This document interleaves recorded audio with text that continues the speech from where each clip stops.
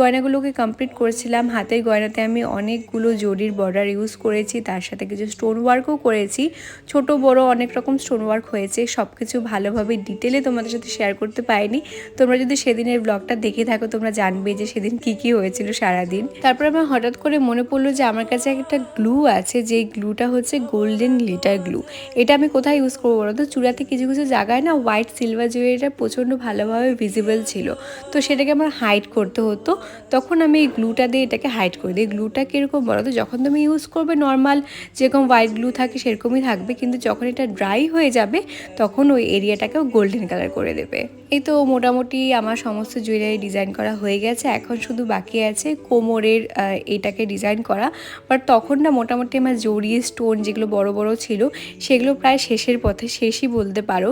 তো আমার কাছে যেই সমস্ত ছোট ছোট স্টোন ছিল সেগুলো দিয়ে আমি ডিজাইন করি। বাট হ্যাঁ, কোমরের ওটাকে আমি আর ভালোভাবে